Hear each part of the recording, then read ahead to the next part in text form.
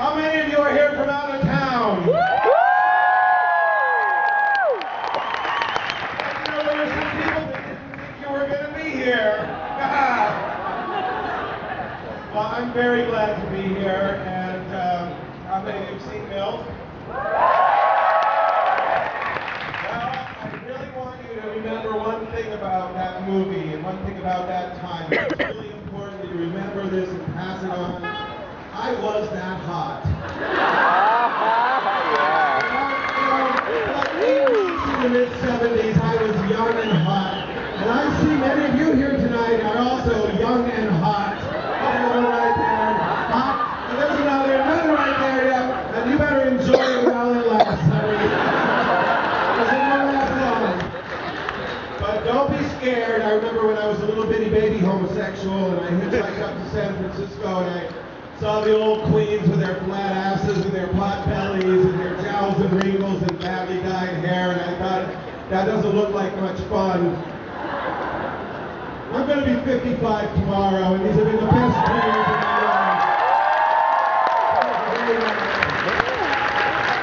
I'm so grateful to all of you who have traveled, to those of you who live here in D.C. who have been helping us. We put this together very short notice. We've spent almost no money. We posted our budget on the website. We had one staff person paid minimum wage for 8 weeks. We did it right, and this is the first time we've had a march like this with no corporate branding at all.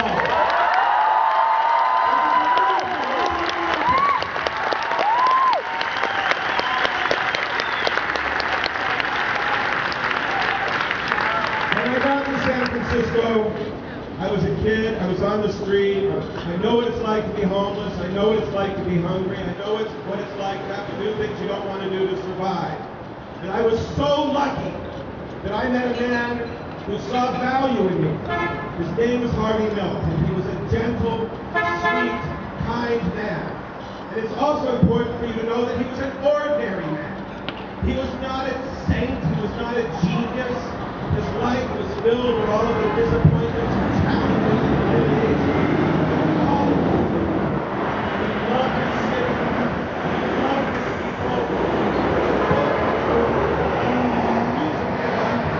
He changed the world. That is something every one of you can aspire to do as well. We must all take responsibility for this movement. Every one of you has a contribution to make. Find your own special, unique gift that you bring to this movement so that you can sustain it and grow it and build it in the years to come. As Sherry said, this is not the end. This is the beginning. This is a new chapter in our struggle.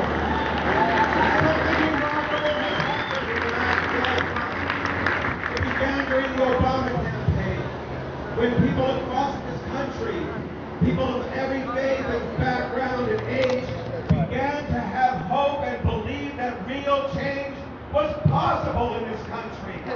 And then, in November, he won. And he proved to all of us that we can reach across those boundaries that divide us, those barriers that we have built between us. And when we do so, we can take power.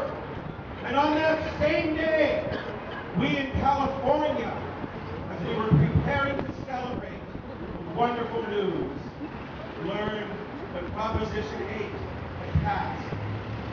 So on one day, millions of young people learned that change was possible and that the freedom they took for granted could be taken away from them in the blink of an eye. And you woke up and you took to the streets and you said you were Stonewall 2.0. Well, I'm an old queen, and I've been around the block a few times, and I've seen this before. And I remember saying, well, we'll see. We'll see, but I've seen this happen before. Some outrageous thing happens, and suddenly there's young people in the street. Some beautiful boy gets beaten and left to die in a barbed wire fence. And then there's young people in the streets for a day or two, and then they go home, and it dissipates, and it disappears. But that's not what's happening this time. It's not going away. It's growing. It's building. Everywhere across this country, people are rising up and saying, we want to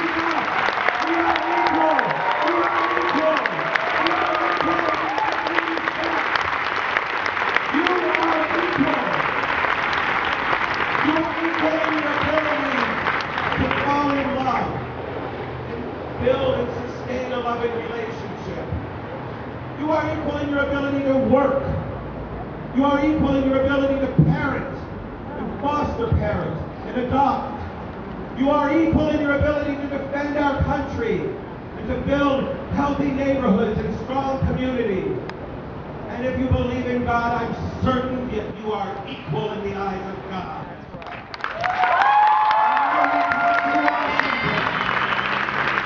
We come to this space, to this land that was sacred long before these buildings and monuments were built.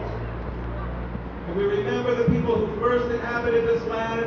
We remember the people who came here, some who gave everything they could to get here, some who were dragged here across oceans against their will, immigrants, slaves, indentured servants, all of those who built this land, all of those who work here today in the office buildings, driving the buses, the subways, the taxis, preparing the meals, serving the food, and among all of those people, all the people who have made this city their home over the generations, we have always been here. The people called lesbian, gay, bisexual, and transgender have always been here. In every land, in every side, in every place.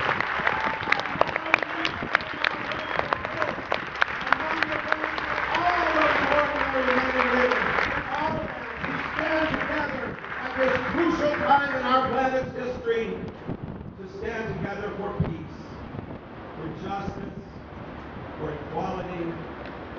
There is no such thing as a fraction of equality. We want